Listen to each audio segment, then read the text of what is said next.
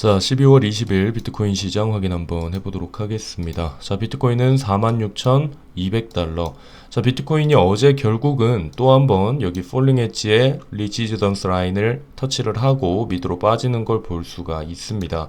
그래서 어제까지만 해도 비트코인의 가격이 한 47,000불 정도 했었는데, 여기에서 이제 우리가 이 폴링 엣지가 나오면 여기에서 이제 계속 하락세 기형으로 만들고 있기 때문에 여기에서 한 번 더 또 이제 빠지는 그림을 예상을 했었던 부분이 있었는데요.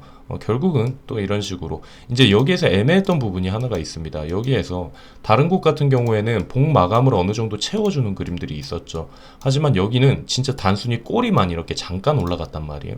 그래서 저도 어제 이제 라이브 영상에서도 얘기했듯이 이 부분을 터치 라인으로 이제 우리가 카운팅을 해야 되는가, 이 부분이 이제 우리한테는 걱정을 했던 부분들이었는데, 그래서 여기에서 한 번 더 치고 다시 떨어질 수 있는 그림, 이 그림을 생각을 해 봤었는데 결국은 이 부분을 카운팅으로 치고 폴링 엣지 계속 만들어지는 그림을 볼 수가 있습니다. 자, 그래서 이제 폴링 엣지가 나오면 여기에서 이제 또 반등을 기대해 볼 수 있는 구간은 이 구간이겠죠. 여기 밑에 있는 서폰 라인인데, 우리가 지금 상황에서 계속 여러분들이 보셔야 되는 포인트, 체크 포인트는 말했던 여기 저항선과 여기 서폰 라인 지지선을 뚫고 가는지, 여기에서 뚫리는지 아니면 여기에서 뚫고 올라가는지, 여러분들이 이 부분을 계속해서 체크를 하셔야 되는 포인트라고 생각을 합니다. 그래서 여러분들이 중간중간 어떤 식으로 움직이는지 여러분들이 체크를 하셔야 되고, 만약에 여기서 떨어진다라고 하면 저점을 잡을 기회를 잡으셔야 되고, 여기에서 뚫고 올라가면 이제 추세가 전환이 됐구나라고 이제 우리가 판단을 할 수 있겠죠. 자, 이런 부분들에 대해서는 어제 영상에서 다 얘기 드렸습니다. 하락을 예상해서 저점 매수하시는 분들, 뭐 오를 거라고 생각하시는 이제 현재가로 하시는 분들, 추세 보고 하시는 분들, 이분들에 대해서 각 분야마다 각 매수 구간마다 여러분들이 대응하셔야 되는 포인트들을 다 정리해 놨으니까 이거는 어제 영상 보시면 됩니다.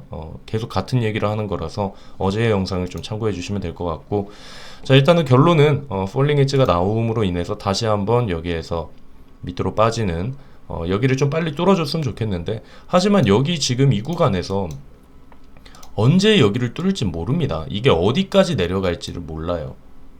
하지만 이 폴링 엣지에서 가능성이 높은 거는 여기에서 나중에 뚫고 올라갔을 때 큰 폭의 상승을 볼 수가 있다라는 걸 여러분들이 참고를 해주시면 될 것 같습니다. 자, 일단 뭐 그냥 우리가 생각하는 그림대로 정석대로 그대로 가는 것 같아요. 그래서 결국은 뭐 선물하시는 분들이야 여기에서 어제도 우리 여기에서 이제 매수 들어갔고, 그 다음에 이제 다음 매수 구간은 여기겠죠. 이런 식으로 계속 그냥 단타로 조금씩 놀고 계시면 될 것 같아요. 자, 오늘은 그러면 이제 온체인 지표로 우리가 한번 살펴보도록 하겠습니다. 온체인 지표를 주로 해서 살펴볼 건데, 자, 일단은 거래소 보유량을 보면은 정말 이렇게 낮았었던 때가 있을까 싶을 정도로 보유량이 굉장히 낮은 걸 볼 수가 있습니다. 뭐 일반적으로 거래소 보유량이 낮다는 거는 매도의 압력이 낮아지는 거죠. 그런 부분은 긍정적일 수가 있습니다만, 이렇게 너무 낮아져 버리면은 또 호가창이 너무 얇아져요. 그렇기 때문에 조금만 움직여도 큰 폭의 변화들이 왔다 갔다 할 수가 있다는 거죠. 호가창이 많이 얕다라는 거. 이 부분이 조금 그렇지만 일단은 긍정적으로 봅시다. 전반적으로.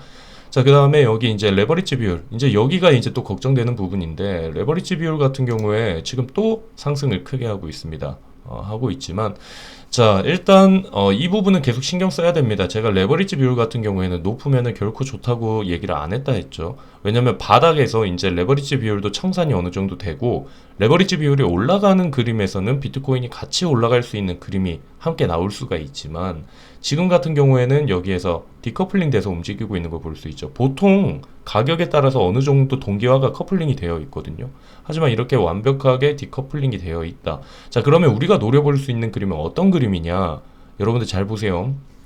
레버리지 비율이 지금 올라가고 있죠. 이렇게 동기화가 계속 되는 움직임들을 많이 보였는데, 디커플링 된 그림, 바로 이 구간 한번 볼 수 있습니다. 여기에서 지금 여기서부터 보면은 레버리지 비율이 계속 올라갑니다. 올라가지만 비트코인의 가격은 그렇게 올라가는 그림이 아니라 오히려 내려가는 그림을 보였죠. 이때가 언제냐면 5월부터 7월 사이에 그 조정 구간인데, 이렇게 가다가 레버리지 비율이 청산이 될 때 어떻게 청산이 될 수 있냐? 가격이 무조건 내려야만 될까요? 아니죠. 숏을 청산시키면 되죠. 이런 식으로 가다가 한번 가격이 급격하게 올라가면서 숏을 정리를 했는 그림이 나올 수가 있다.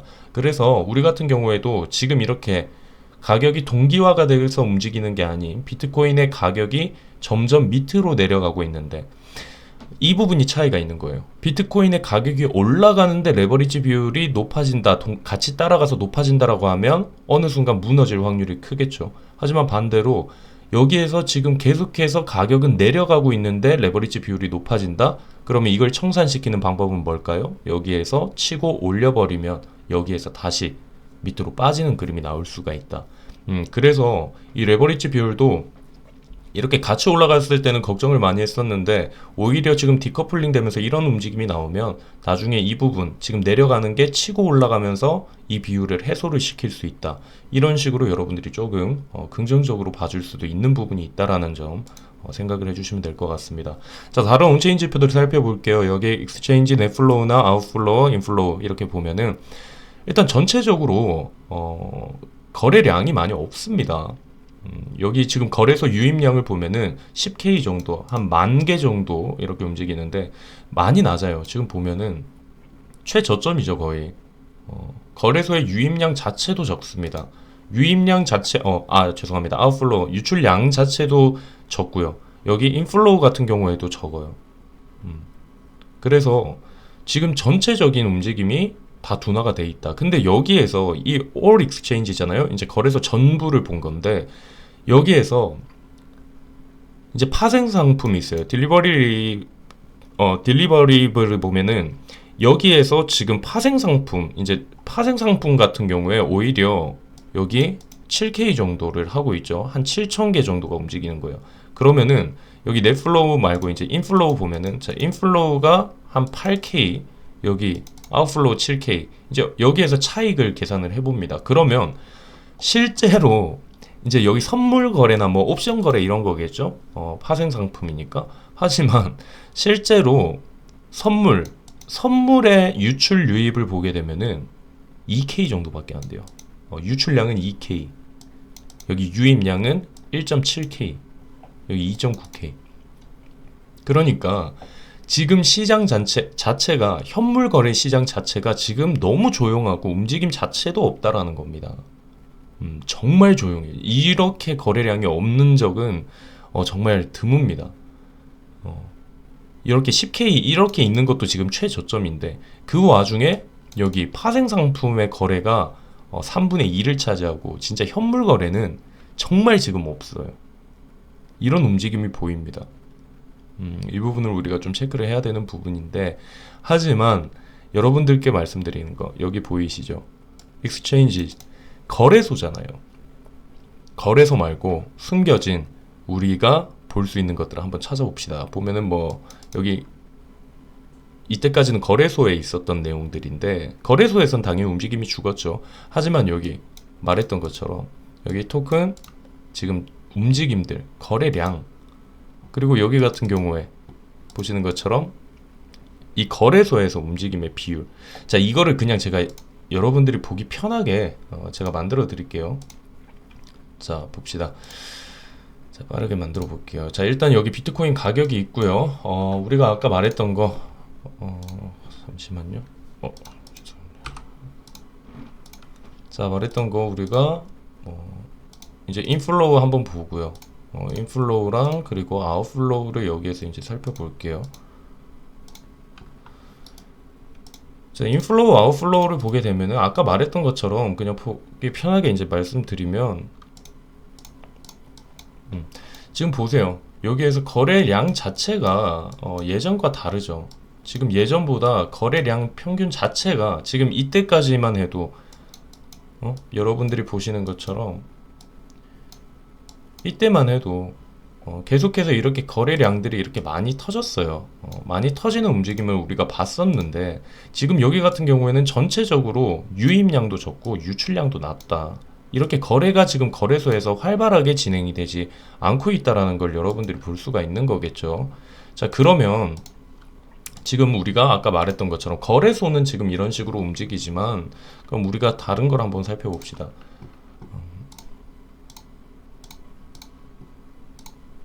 자, 이게 거래소 비율이거든요. 자, 거래소 비율 같은 경우에 계속해서 지금 낮아지는 걸 여러분들이 볼 수가 있죠. 지금 여기에서 거래소에서 움직임은 낮아지고 있다. 하지만 우리가 볼 수 있는 게 뭐라고 했죠? 바로 밖에서 움직이는 거. 바로 OTC 거래죠. OTC 거래를 한번 우리가 살펴보면은, 자, 말씀드렸던 것처럼 밖에서 이제 이 거래소 안에서의 움직임, 거래 비율을 보게 되면은 정말 많이 낮아졌죠. 이제 거래소에서 움직임들이 굉장히 낮아졌다. 지금 연초까지만 해도 굉장히 거래소에서 활발하게 거래가 됐는데, 그래서 일반 개미 투자자들이 대부분 사용하는 이 거래소에서 움직임이 많았다. 하지만 저번에도 말씀드렸죠. 개미들은 당연히 거래소에서 움직이지만 대부분 고래들이나 큰 돈 같은 경우에는 어디에서 움직이냐? 바로 OTC 거래, 장외 거래를 통해서 움직입니다. 자, 그러면 여기 지금 거래소에서는 움직임이 둔하고 정말 시즌이 종료된 것처럼 조용하고 재미도 없는, 개미들이 털려나가는 지루한 시장들이 움직이고 있지만, 저번에도 말씀드렸던 것처럼 지금 이 비트코인의 움직임, 거래량들, 총 거래량입니다. 이거는 거래소 안에서가 아니라 총 거래량을 보게 되면 어떻습니까? 연초에는 총 거래량이 이렇게 거래소보다 낮았죠. 하지만 지금 총 거래량들은 계속해서 지금 위로 올라가고 있는 그림을 볼 수가 있습니다. 이게 중요한 거예요. 그러니까 우리들 지금 같은 경우에 거래소 호가창 많이 얇아지고 있죠. 이런 식으로 움직였을 때, 만약 저라면 어떻게, 제가 만약 돈 진짜 많은 고래잖아요. 그럼 어떻게 할 것 같아요? 거래소에 있는 움직임들 호가창 굉장히 얇게 만들어요. 제가 저번에도 말씀드렸죠. 이거 코인 하는 사람들, 작업하는 사람들, 세력들이 어떤 식으로 움직이는지 제가 저번에 이야기 드렸잖아요. 어떤 식으로 움직이냐면, 기본 조건이 뭐냐면 여기 있는 호가창을 얇게 써야 돼요. 여기 있는 호가창을, 누적 호가창. 그래서 세력들이 많이 움직이는, 거래량이 왔다 갔다 갑자기 큰 폭으로 움직이는 그런 그림들 어디에서 볼 수 있나요? 바로 BTC 마켓이죠. BTC 마켓 같은 경우에는 거래량 자체 호가창이 굉장히 얕단 말이에요. 이런 거를 우리가 생각을 해볼 수가 있어요. 지금 여기에서 봐봐요. 여기에서 지금 뭐 총수량, 그냥 총액으로 봅시다. 내가 여기에서 지금 여기 18%까지, 지금 여기 가격에서 18% 올리는데 필요한 양이 0.1BTC면 돼요. BTC가 얼마죠? 지금 5천 얼마죠? 약 한 500 얼마면은 여기까지 올린다는 거죠. 그러니까 이런 식으로 거래소 자체가 지금 전체적으로 호가창이 굉장히 얕아지고 있다. 거래소에서 움직임은 얕아지고 있습니다. 하지만 밖에서의 움직임은 활발하다. 이게 어떤 뜻을 의미할 수 있느냐? 일단 여기에 포함되어 있는 것 중에 하나가 또 이것도 있을 거예요. 뭐 중국이나 뭐 인도나 이렇게 나라에서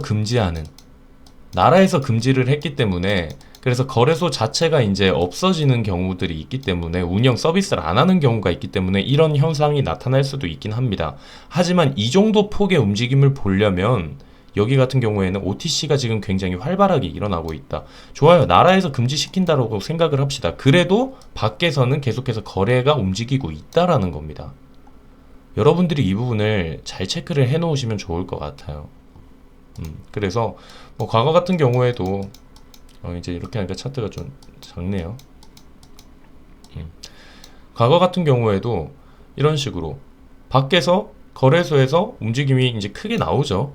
거래소에서 움직임들이 이제 크게 나오고 있다가 나중에 여기에서 지금 이 구간 보시면은, 자, 지금 있는 우리 위치랑 한번 비교해 봅시다.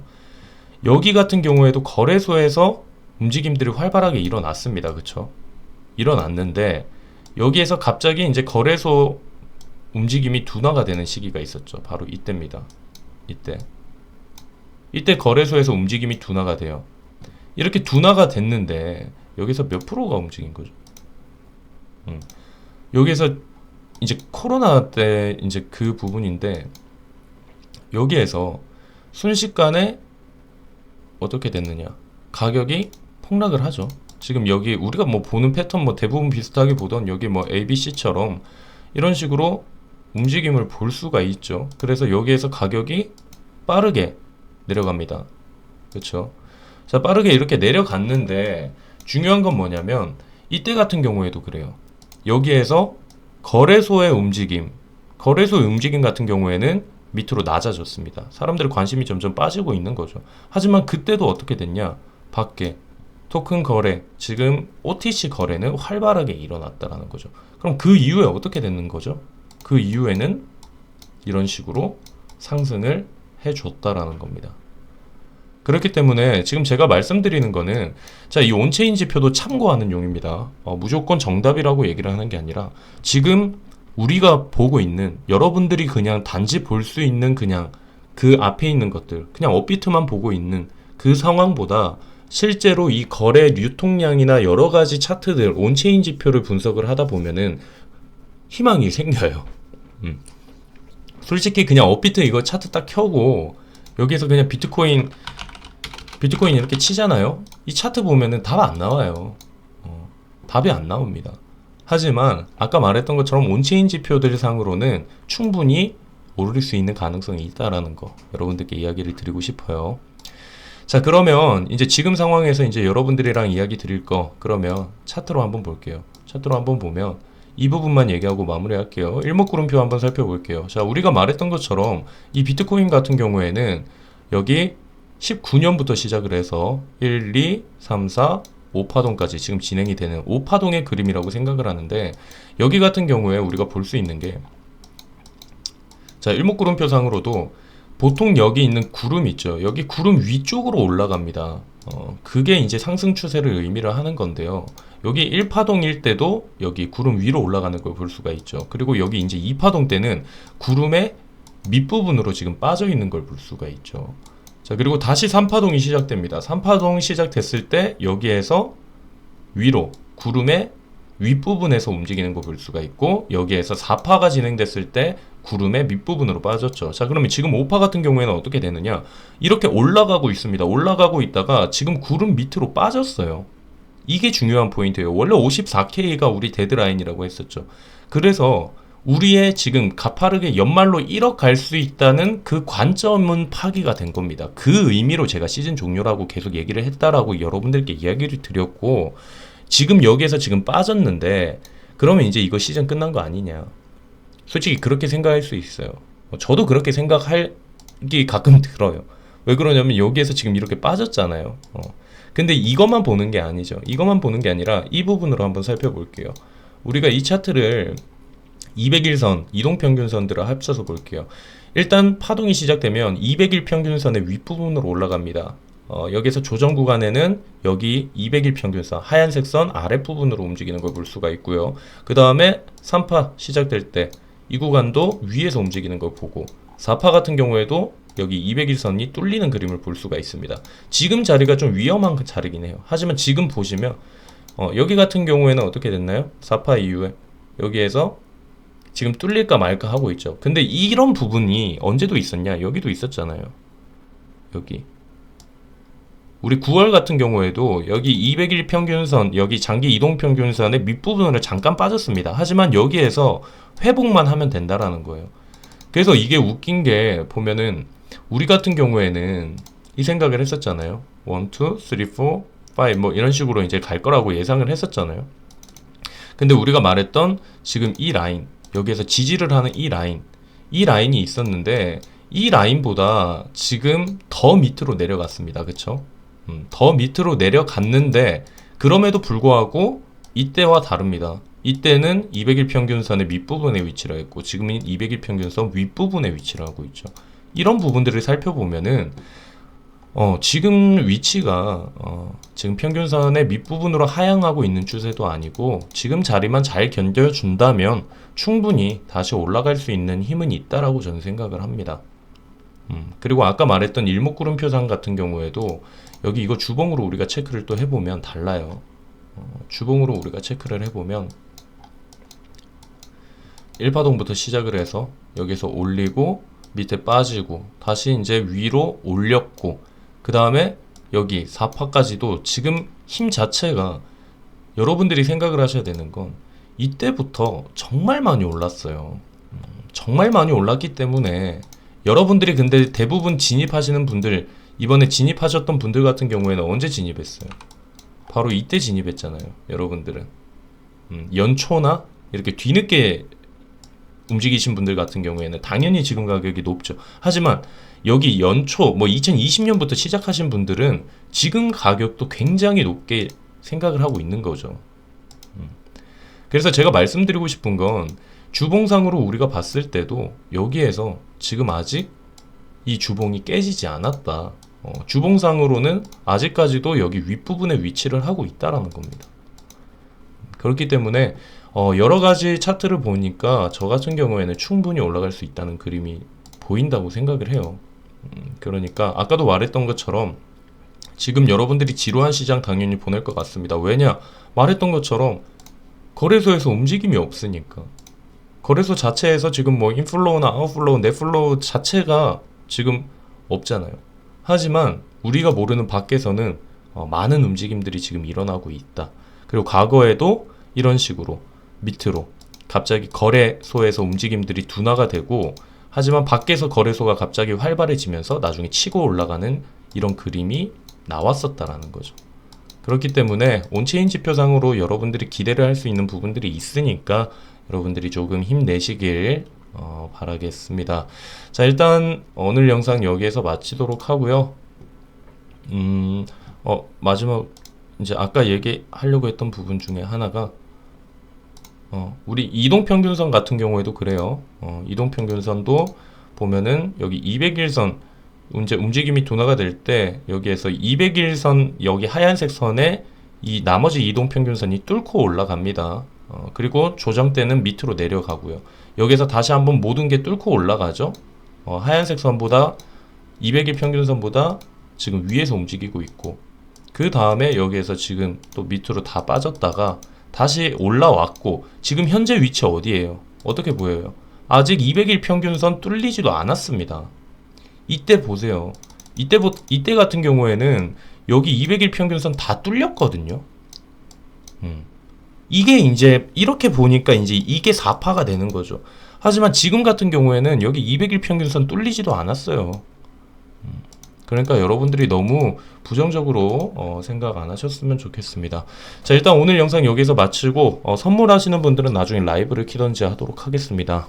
여러분들이 힘내시고 분명히 전 말씀드릴 수 있습니다. 회복 가능하니까 조금만 힘내시길 바라겠습니다. 영상 마칠게요.